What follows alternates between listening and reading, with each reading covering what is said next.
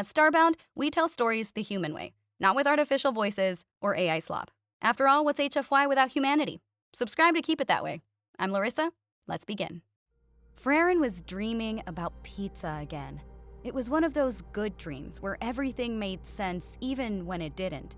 Rayburn stood in the doorway of her quarters aboard the Big Mouth Bass, holding a steaming box with that predatory grin of hers plastered across her face. Her hooded green eyes glimmed as if Frairen had just become her prey, and the smell of cheese and pepperoni filled the small room, making Frairen's stomach growl even in her sleep. She was reaching for a slice when a voice cut through the dream. "Frairen? Frairen, wake up!" The dream shattered. The pizza vanished. Rayburn's grin faded into nothing.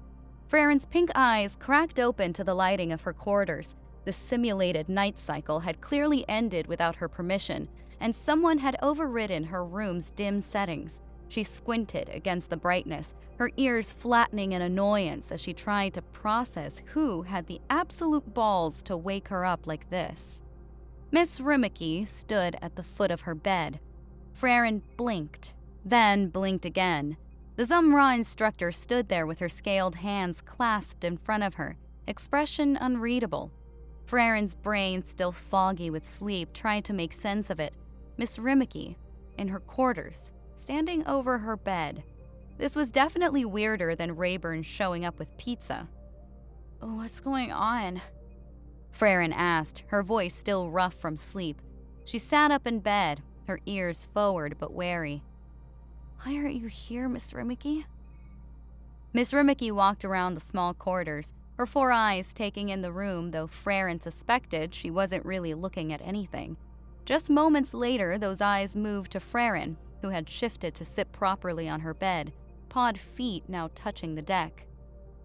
"I just came from a meeting with the Yorpal elders and the Zumra Council of Leaders," Miss Rimiki said. She clasped her hands in front of her again, her tail swishing once behind her. "This couldn't wait until tomorrow, so I asked Agent Smith for a favor. He brought me to the Big Mouth Bass in secret." Frairen's ears perked up at that. Agent Smith, the intelligence liaison. Her mind immediately started churning through possibilities. The elders had been a persistent thorn in her side, always trying to drag her back to Dagmar Prime, always questioning her choices, always treating her like some wayward child instead of a battle-tested NCO. And now, they'd met with Miss Rimiki and the Zumra leadership? That couldn't be good. What could be so important that Rimiki had to sneak aboard the ship in the middle of the simulated night cycle? "What did they want?" Frairen asked, her tail unconsciously curling around her leg. "It's about the attack on the station," Miss Rimiki said. "The champions." Frairen's ears flicked forward, her full attention locked on the Zumra instructor now. "With a lot of effort, humanity convinced both the elders and the Council of Leaders to gather in person on Earth to resolve the current tensions."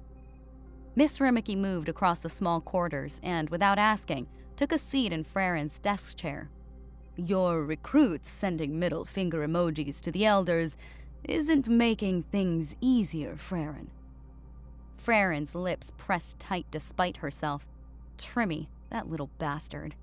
"Some of my own decisions have also made the Zumra leadership suspicious," Miss Rimiki continued. "They're reluctant to believe that the champions are a real threat, that they need our utmost attention." "You're still not making sense," Frairen said, though her mind immediately flashed back to the station, to that thing standing outside the classroom door, to the mental attack that had nearly brought her to her knees, to almost losing Ramira, her claws clenched into fists, the blunt edges digging into her paw pads. "The elders are arrogant and stupid. If you came here to ask me to try and reason with them, I have no intention of doing it." She stood up from the bed, her dull yellow fur bristling as she met Miss Rimiki's four-eyed gaze head-on. "I am a kawaii through and through." Miss Rimiki smiled gently as she played with her head fronds, the draconic appendages shifting as she tilted her head. I didn't leave my human in a lonely bed at night to convince you to reason with the elders," she said, her voice soft but serious. "I came here to ask if you were willing to accept a secret mission, Frairen.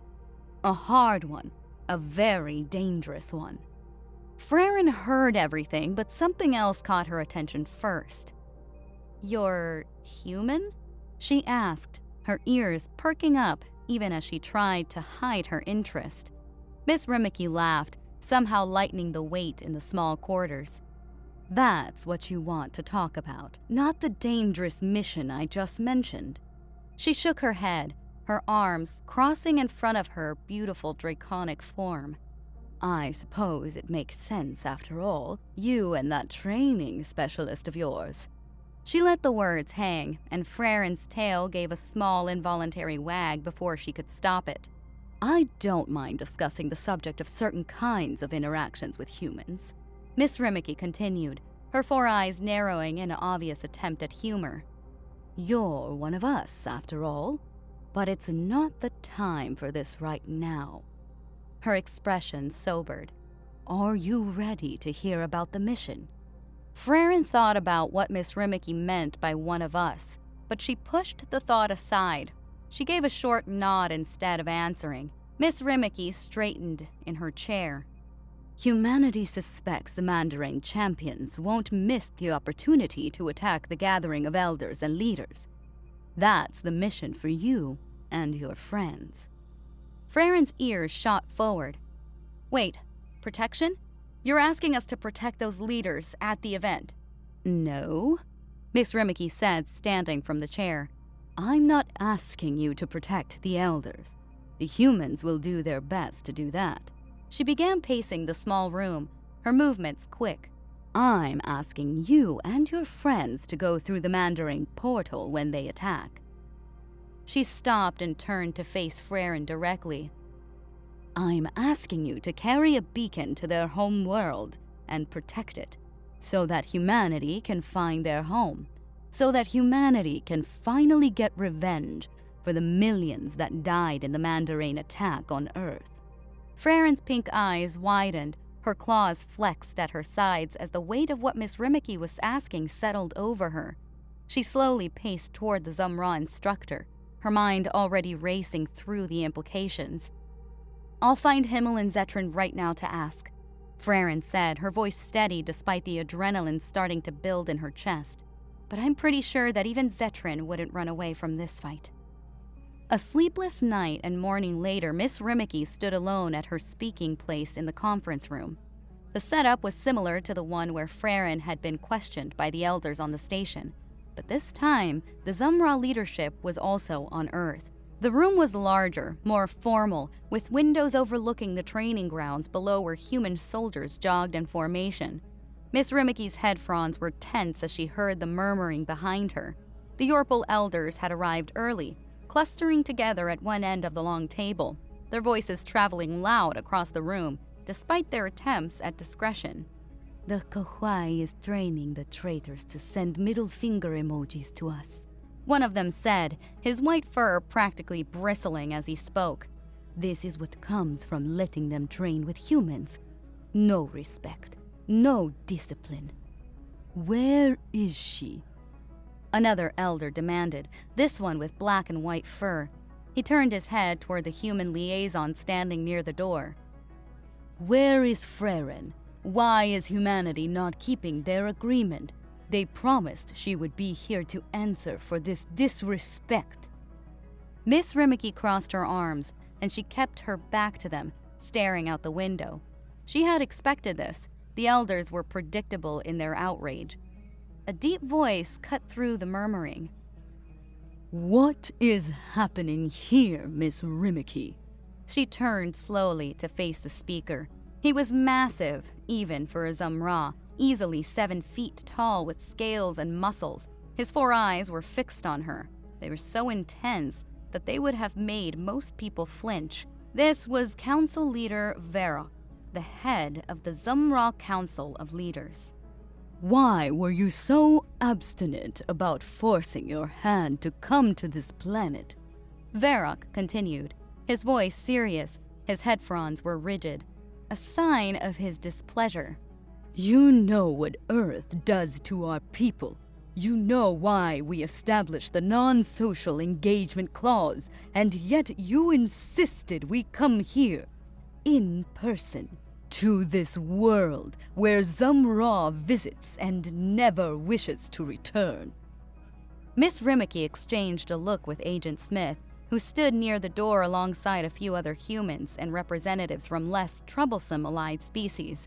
A few Optican were attending the meeting remotely via holographic projection, their avian features flickering on and off as the signal adjusted.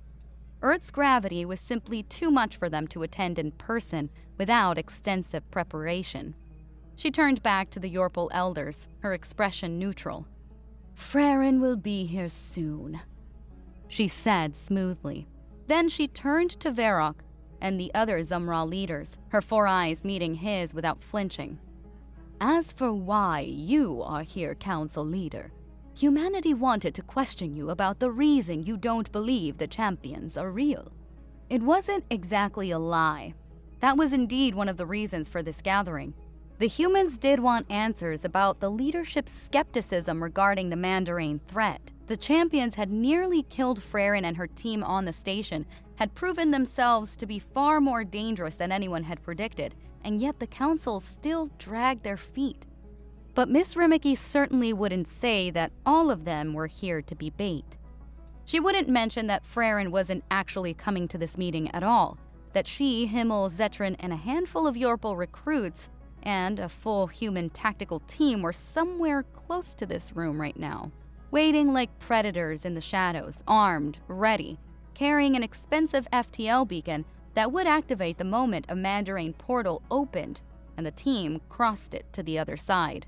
Because if the champions came for this gathering of elders and leaders, humanity would finally have what it needed, a chance of locating the Mandarin homeworld.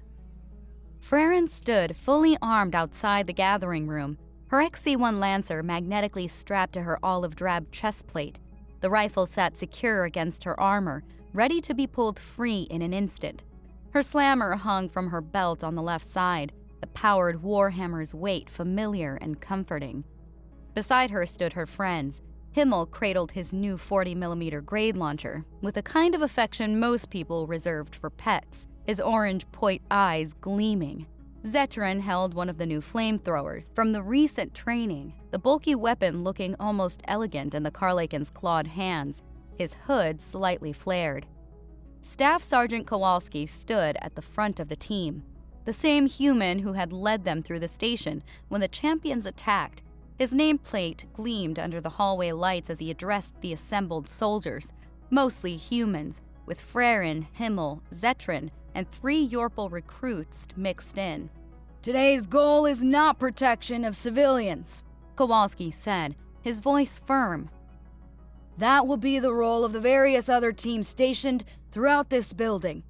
They'll be the bravest at the beginning, under the worst risk if the Mandarin come through those doors.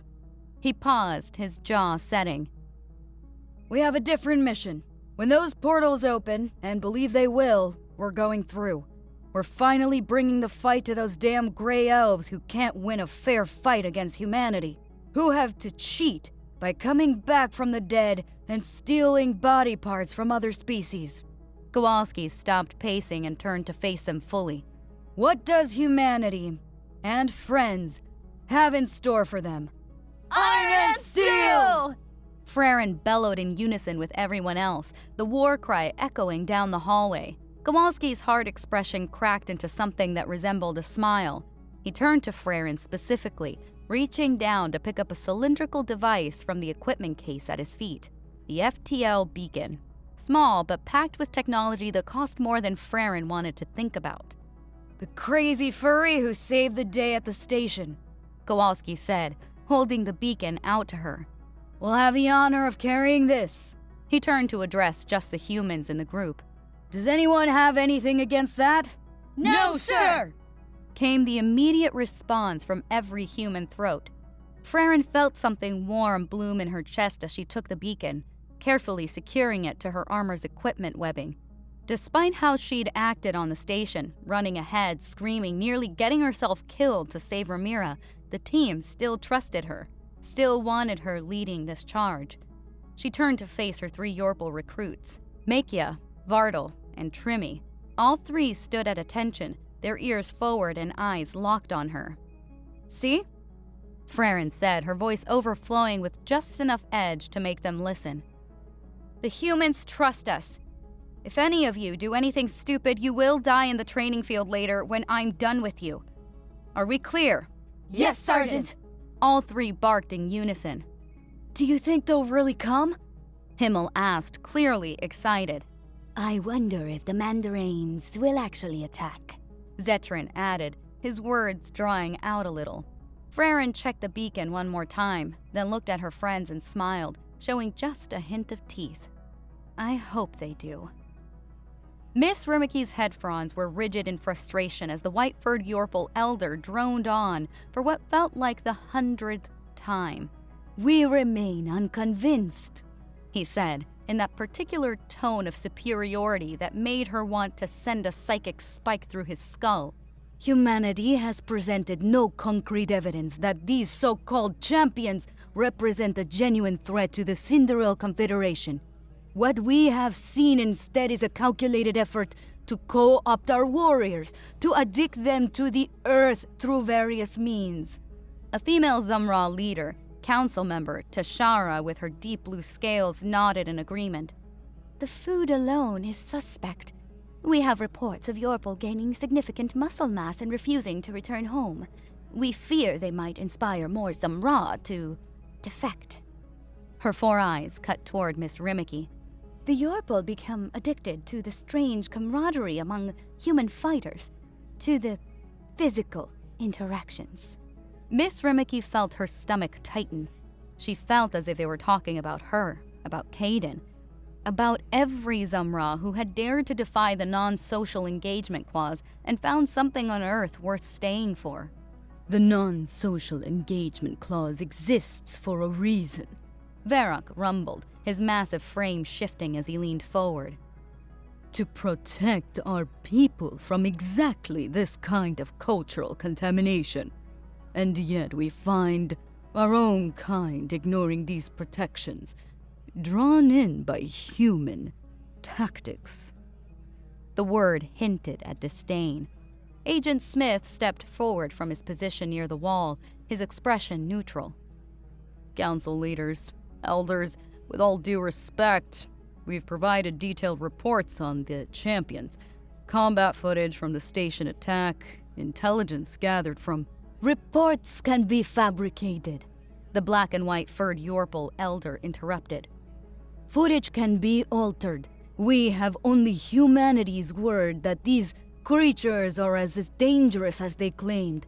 Meanwhile, our warriors disappear into your training programs and emerge changed, loyal to Earth rather than their home worlds. Because Earth makes them strong, Miss Rimiki said, her voice cutting through the murmuring. Every eye turned to her. No! It's because humanity has found effective methods of control, Varrock said, his tone final. Methods that bypass our traditional governance structures. Methods that exploit biological and psychological weaknesses we do not know we possessed until contact was made. Miss Rimiki crossed her scaled arms, her tail swished behind her in agitation. She wanted to scream at them, to show them exactly what the champions were capable of, to drag them through the memories she'd stolen from Turin's mind, the halls of dead Mandarin, the grotesque flesh-crafting chambers, the parasites that turned corpses into puppets. But they wouldn't believe her. They'd say she was compromised, seduced by humanity like all the other defectors. The mental discomfort built in her chest like a pressure cooker. Her fronds began to ache with the effort of containing her frustration. She could feel Caden's absence. He was somewhere safe, away from this gathering, and she wished desperately that she was with him instead of here, watching her own people dig their heads deeper into the sand. A point representative raised his hand tentatively. Maybe if we could see one of these champions in a controlled... The building shook. It wasn't a gentle tremor. The entire structure lurched sideways with a grinding screech that sent data slates skittering across the conference table. The windows rattled in their frames. Dust rained down from the ceiling tiles. The room went silent. Then another impact, harder this time. The lights flickered. What was that? One of the Yorpal elders demanded, his white fur bristling as his ears pinned back. The human liaison near the door was speaking rapidly into his comm, his expression tight. Miss Rimiki saw Agent Smith's hand drift toward his sidearm. Another impact. The building groaned. Several of the Yorpal elders were on their feet now, their previous arrogance evaporating. The Zumra leaders stood as well, their fronds rigid like stone. What is happening? Varrock demanded. What have you? The main doors exploded inward. The reinforced metal tore from its hinges like tissue paper, the impact sending fragments of doorframes spinning across the room. A Yorpal elder screamed. A Point representative dove under the table. And through the shattered doorway came a champion.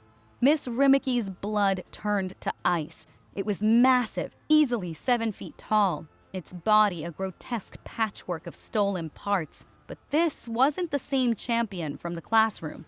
That one had Zumra fronds sprouting from its skull. This one was different, worse. No fronds. Instead, its head was smooth and elongated, almost skull-like, with 4 eyes that glowed with sickly yellow light. Its arms, it had 4 of them, were mismatched. One clearly mandarin, dark purple and corded with muscle. Another looked Carlican, scaled and clawed. The third was pink and furred, unmistakably Yorpal. And the fourth, Miss Rimiki's stomach heaved. The 4th arm was human. She could see it clearly. The pale skin, the 5 fingers, the structure of the forearm and wrist. It had been grafted onto the champion's shoulder at an unnatural angle. The skin around the connection point mottled and scarred. The champion's torso was worse. Patches of different skin types stitched together like some nightmarish quilt. She saw mandarin purple, Yorpal fur, scaled sections that might have been Carlican or Zumra, and stars above, more human skin. A large section across its chest pale and smooth, the nipple still visible, sickeningly out of place on the monster's frame. Flashbacks hit her mind. The classroom. The champion with fronds standing outside the door, the mental pressure crushing down on her students. Turin's memories, the flesh-crafting chambers, the parasites writhing in their glass containers, the screams. This was real. This was here. This was... Stay clear of the windows! The voice boomed from speakers mounted in the ceiling, a human soldier commanding, leaving no room for argument. Miss Rimiki didn't know what was about to happen. Her planning had involved the general idea of using the leaders as bait, not the specifics of how humanity intended to protect them. She trusted Agent Smith when he'd said they had a plan. Now she realized she should have asked for details. The champion lunged forward, impossibly fast for something so large. The windows exploded, all of them. Every pane of glass in the room shattered simultaneously from the outside, sending crystalline shards spinning through the air in glittering clouds. And through those windows came humans, dozens of them, rappelling on ropes, already firing before their boots hit the floor. The gunfire was deafening. XC-1 Lancers barked in controlled bursts, the muzzle flashes strobing like lightning. The champion staggered as rounds punched into its stolen flesh, orange-gray fluid spraying from the wounds. It screamed, a sound that wasn't human or mandarin or anything else, a wet, gargling shriek that was hard to comprehend. The Yorpal elders were screaming too, their paws clamped over their ears as the gunfire echoed off the walls. One of them, the white-furred elder who'd been so smug moments ago, had his tail tucked so far between his legs it was practically wrapped around his ankle. Miss Rimiki saw the Zumra leaders trying to fight. Council member Tashara's fronds were exuding mental power, her face contorted in concentration as she tried to send a psychic attack at the champion. Another leader, a male with green scales, was doing the same. Both flinched back almost immediately, their expressions twisting in pain, headaches. The champion's mental defenses were too strong, or its mind was too alien, or... The creature lunged again, scattering the humans who'd been firing at it. Its Yorpal arms swiped at one soldier, claws extended, but the other human rolled under the strike and came up firing. Help us! Miss Rimiki turned to see the black and white furred Yorpal elder running, actually running, toward the human civilians who'd been stationed near the back wall for crowd control. The elder grabbed onto a human man's arm with both paws, clinging to him like a drowning puppy to a piece of driftwood. The other elders weren't far behind, all that arrogance, all that superiority gone in an instant. They pressed themselves against the humans, tails between their legs, ears flat, practically whimpering. "Stay calm," the human man said, his voice remarkably steady, considering he had several terrified alien leaders attached to him like burrs. "Stay calm and watch. We've got this." Another wave of humans came through the windows, but these weren't firing bullets. These had different weapons, harpoon guns, bulky and industrial looking. They took positions around the room in a coordinated pattern. Then, as one, they fired. Thunk, thunk, thunk. The sound of harpoons launching was somehow more visceral than gunfire. Barbed projectiles the size of Miss Rimiki's forearm flew through the air, trailing steel cables behind them. They punched into the champion's flesh from every direction at once, shoulders, back, legs, arms, torso. And unlike the bullets, which the champion's regeneration had been slowly pushing out, the harpoons stayed in place. The barbs caught, held, dug deeper. The champion screamed again, trying to move forward, but the cables pulled taut. The humans on the other ends of those cables braced themselves, boots planted, muscles straining. More harpoons flew, more cables. The champion was being pinned from all sides at once, the geometry making movement impossible. It struggled. Stars above it struggled. Its mismatched arms clawed at the cables, its human hand pulling at a harpoon embedded in its shoulder. The grafted flesh tore, orange-gray fluid running down its stolen skin. It thrashed like an animal in a trap, shrieking and hissing, its four eyes burning with rage. But it couldn't break free. Miss Rimiki felt bile rise in her throat. The scene was grotesque. The champion pinned like an insect in a collection, still alive, still fighting, cables cutting into its patchwork flesh. Blood and other fluids pooled on the floor beneath it. The smell hit her then, copper and rot and something chemical she couldn't identify. It was like something out of a horror movie, the kind Caden loved to watch, exploiting her fear to get her to move from the couch to the bed where he would help her forget the scary things with warm arms and warmer kisses. Miss Rimiki shook her head, pushing the thought away. Focus. She was here, now. This was real. She forced herself to walk closer to the pinned champion, her legs trembling but carrying her forward anyway. The creature's eyes tracked her movement, intelligent and hateful. It tried to lunge again, but the cables held. Miss Rimiki turned to face the Yorpal elders and the Zumra leaders. They were huddled together now, all pretense of dignity abandoned. The white-furred elder was still clinging to a human. "Do you still doubt?" Miss Rimiki said, her voice cutting through the sound of the champion's struggles. "That the Mandarin are a threat?" No one answered. The champion screamed again, pulling against the cables. The humans held firm. Miss Rimiki looked at the monster, at its stolen parts, its grafted flesh, its impossible existence. Then she turned her thoughts to Frairen and the others. Had they made it through the portal? Were they already on the Mandarin homeworld, beacon active, transmitting coordinates back to humanity? Or had something gone wrong? She wouldn't know. Not yet. All she could do was stand here, in this room full of terrified leaders, and hope that the crazy Yorpal sergeant and her team were half as competent as she believed them to be. Frairen pressed herself against the wall, her XC-1 Lancer tracking movement as another Mandarin fell to human gunfire. The large industrial kitchen had become a war zone, counters torn apart, appliances riddled with crystal shards, the floor slick with orange-gray blood. She wanted to be in the fight, needed to be, but the beacon strapped to her chest plate was a constant reminder that she couldn't take risks, couldn't charge forward like she wanted to, couldn't do what her instincts screamed at her to do. It was maddening.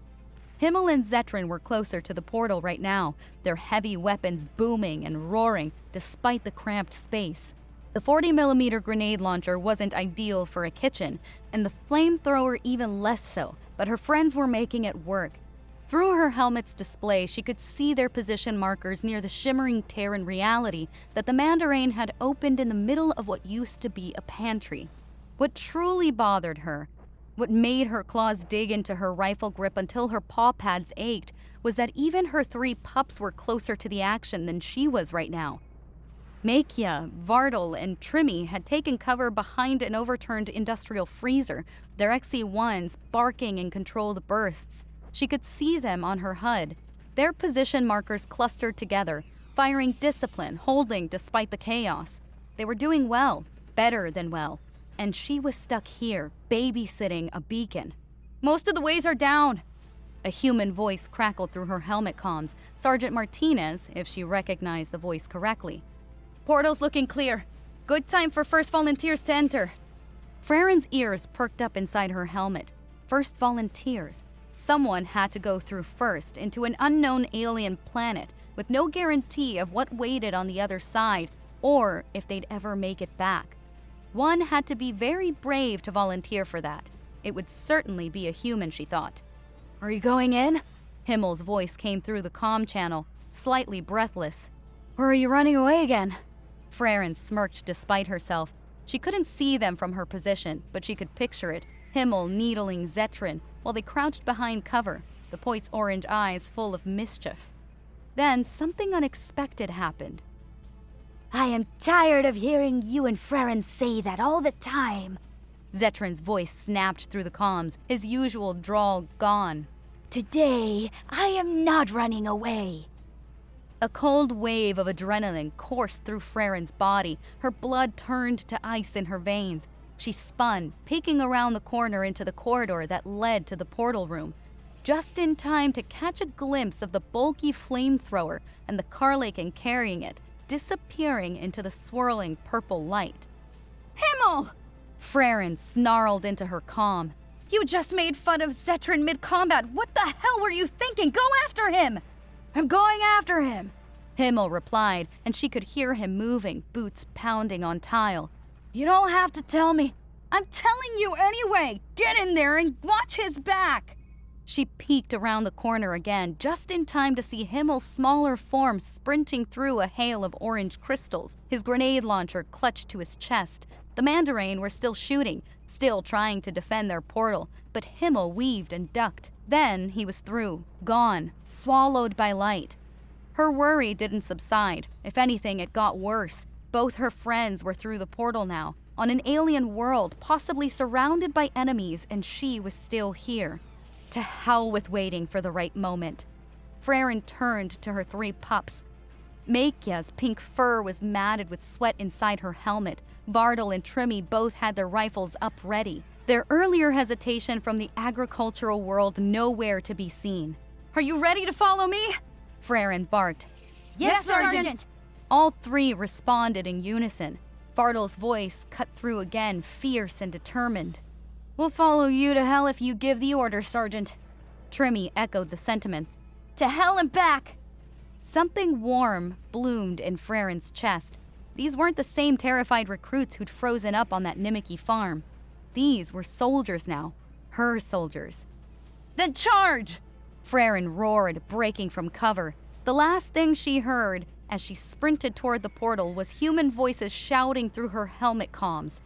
"Frairen, wait! We need to—" The glowing spatial distortion swallowed her. The sensation was like being drunk. The world tilted sideways, her inner ears screaming that she was falling even though her paws were still moving. Her vision blurred, colors bleeding into each other like wet paint. It reminded her of the one time she'd had too much human whiskey on duty. Not that she'd ever admit to that, except worse. It was the portal. It had to be. Some kind of disorienting effect from traveling through whatever impossible physics made the damn thing work. Frairen stumbled as she emerged on the other side, trying to get her bearings, trying to look around and assess the alien world she'd just entered. 3 heavy bodies slammed into her from behind. Her pups, coming through the portal right after her. No gap, no spacing, just all 3 of them emerging at once and crashing into their sergeant like a freight train. Frairen went down hard, her armor clanging against stone as Makia, Vartal, and Trimmy landed on top of her in a tangle of limbs and weapons. The XC-1 Lancers clattered. Someone's boot caught in her ribs. She heard Makia yelp as Vartal's elbow connected with her helmet. "Get off!" Frairen snarled, shoving at the pile of Yorpal recruits. "Get off me!" They scrambled to their feet, ears flat in embarrassment, helping pull Frairen up. She was halfway to her paws when she saw it. The portal was closing. The ring of light was shrinking, collapsing in like a dying star. Within seconds, it had reduced to a pinpoint, then vanished completely with a soft pop. Her mind went into overdrive. Ambush. Had to be an ambush. The Mandarin had lured them through and closed the portal behind them. They were cut off now, trapped, surrounded on a hostile alien world with no way home. She spun, bringing her rifle up, scanning for enemies. The smell of burned flesh hit her sensitive snout like a physical blow. Completely stupid! Himmel's voice traveled across the space, high-pitched and angry. How could you just burn them alive like that? They were controlling the portal! We needed them! I was alone against the enemy on their planet. Zetran shot back, his hood fully flared. What was I supposed to do? Let them kill me? And you are not exactly being careful with that trigger either. I saw you shoot one in the face. Frairen turned toward the voices. They were standing in the middle of 4 giant crystals arranged in a circle, like some kind of altar or ritual space. Each crystal was easily twice her height, glowing with a dull orange light that seemed to be alive. And beneath each crystal, Frairen's eyes widened. Smoking Mandarin bodies. 4 of them, one under each crystal, their bodies charred and twisted, the smell of cooked flesh overwhelming even through her helmet's filters. Himmel had his grenade launcher pointed at one. Scorch marks and shrapnel damage painted the story clearly. He'd shot that Mandarin point blank, probably as soon as he'd come through the portal. Zetran's flamethrower was still smoking, the nozzle dripping with residual fuel. The other 3 bodies bore the unmistakable signs of having been burned alive. "You killed the portal operators," Frairen said very slowly, the realization settling over her like a heavy blanket. They were shooting at me. Zetran protested. They were definitely shooting at us, Himmel added, though his voice had lost some of its accusatory edge. But yes, in retrospect, perhaps we should have subdued rather than killed. Frairen looked around properly for the first time. They were in some kind of chamber, the walls made of the same dark purple stone. The 4 crystals dominated the space, their constant light casting strange shadows. Through an archway, she could see what looked like a corridor leading outside. No windows, no view of the sky, no idea where on the planet they were or what waited on the planet's surface. She looked at her team, Himmel and Zetran still bickering quietly, Makia, Vartal, and Trimmy standing in a defensive triangle, rifles up and ready. 6 of them, alone, on a hostile alien world. The portal closed behind them. Frairen's paw moved to the beacon strapped to her chest, the FTL beacon, humanity's revenge, their one chance to locate the Mandarin homeworld and bring the full weight of human fury down on these bastards. Except now, it wasn't just about revenge anymore. It was about survival. If they didn't activate this beacon, they didn't get the signal out. Humanity would never find them, would never know where they were, would never be able to mount a rescue. The beacon had been important before, a mission, objective, a goal. Now it represented their very lives. Frairen took a deep breath, her paws steady as she began activating the beacon's startup sequence. "Listen up. she said, her voice ending her friend's bickering. "We're alone, we're cut off, and we need to keep this beacon active and protected until humanity can track our signal and come get us." She looked each of them in the eye. Himmel, Zetrin, Makia, Vardal, Trimmy. "That means we go outside and we hold position. We fight anything that comes looking for trouble, and we survive long enough to see the big mouth bass arrive in orbit." The beacon's startup sequence completed. An artificial white light began blinking from the device, steady and rhythmic. Somewhere above them, miles above, through stone and sky, the signal was already transmitting. Humanity was coming. They just had to stay alive long enough for the cavalry to arrive.